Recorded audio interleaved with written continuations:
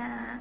Pada sesi kedua di minggu kelima ini, kita akan belajar tentang menggali informasi dalam sebuah teks non-fiksi.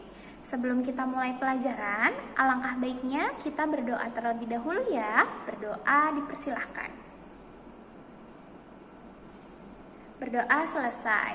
Oke, kelas 6 semua, hari ini bukannya akan kirimkan terlebih dahulu video tentang bagian-bagian dari teks non-fiksi dan bagaimana menggali informasi dalam sebuah teks non-fiksi.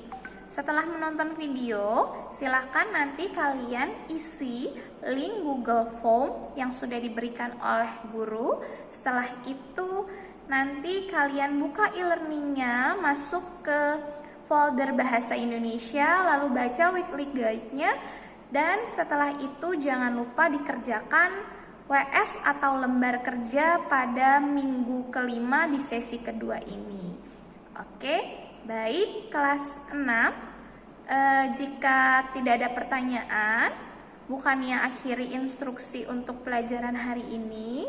Tetap semangat dan jangan lupa dibaca dengan teliti ya. Semangat mengerjakan. Yang pertama, ditulis menggunakan bahasa formal.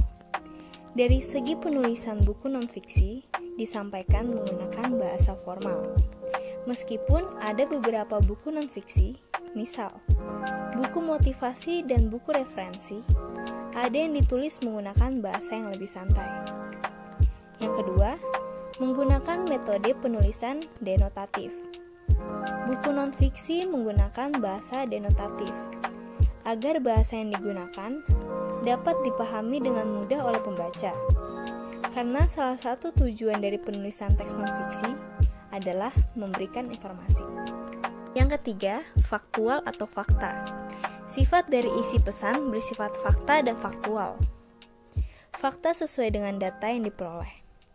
Isi buku yang disampaikan bersifat faktual, sehingga pembaca langsung memperoleh manfaat dari informasi yang disampaikan. Yang keempat, berbentuk tulisan ilmiah populer. Penulisan ilmiah ini biasanya menggunakan beberapa referensi. Sumber referensi yang digunakan bukan berarti langsung diambil, ditulis ulang begitu saja, tetapi cukup dipahami dan disampaikan ulang menggunakan bahasa sendiri.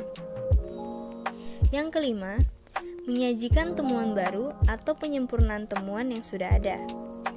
Penulisan teks non-fiksi ditulis oleh sang penulis dengan tujuan untuk menyempurnakan ide dari penulis atau ulasan naskah yang terlebih dahulu, untuk melengkapi informasi yang telah ada sebelumnya dengan fakta-fakta terbaru.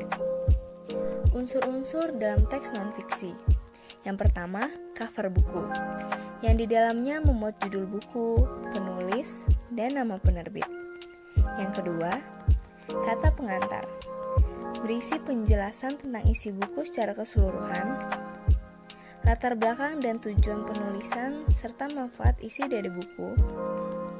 Yang ketiga, daftar isi, menjelaskan judul-judul bab dan subbabnya yang disusun secara berurutan beserta halamannya. Yang keempat, isi buku, terdiri atas beberapa bab yang di dalamnya memuat pendahuluan, paparan utama, dan penutup.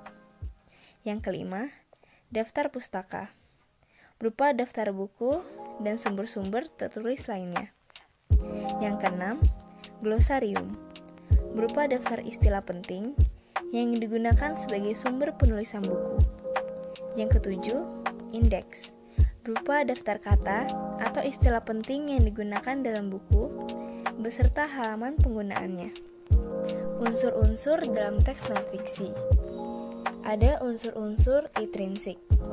Yang pertama, ide atau tema. Dalam tulisan non-fiksi, perlu adanya ide atau topik yang ingin dituliskan. Ide yang di dalamnya ada pokok permasalahan ini sangat berpengaruh pada isi tulisan secara umum. Yang kedua, ada data. Data ini perlu dikumpulkan dari berbagai sumber yang valid dan tentunya akurat. Yang ketiga, pembukaan. Dalam tulisan non-fiksi, perlu ada pengantar sebelum masuk ke topik utama yang akan dibahas. Pengantar ini bisa berupa latar belakang masalah. Yang keempat, analisa sistematis. Data-data yang sudah dikumpulkan bisa kamu kurasi dan analisa. Penulis perlu menyusunnya secara sistematis agar menjadi tulisan yang menarik. Yang kelima, kesimpulan. Isinya bisa berupa penegasan teori, bisa juga solusi dari masalah atau inti yang disampaikan, dan juga bisa berupa hal-hal seperti motivasi. Unsur-unsur ekstrinsik. Yang pertama ada bahasa. Bahasa yang digunakan dalam sebuah karya sastra dipengaruhi oleh bahasa pengarang. Yang kedua, latar belakang pengarang. Latar belakang pengarang membentuk ide dan tema isi dalam karya yang dihasilkan, terdiri atas biografi pengarang, kondisi psikologis, latar belakang pendidikan, daerah asal, dan paham sastra yang dianut oleh penulis.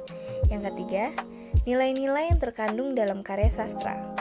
Sebuah karya mengandung nilai-nilai kehidupan, dalam ceritanya antara lain nilai moral, nilai religius, nilai sosial, nilai budaya, dan nilai politik.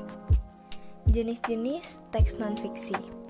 Ada makalah atau risalah akademik, ada almanak, ada autobiografi atau autobiografi, ada biografi, ada cetak biru, ada jurnalisme sastra, ada diagram, buku harian, kamus, ensiklopedia, esai,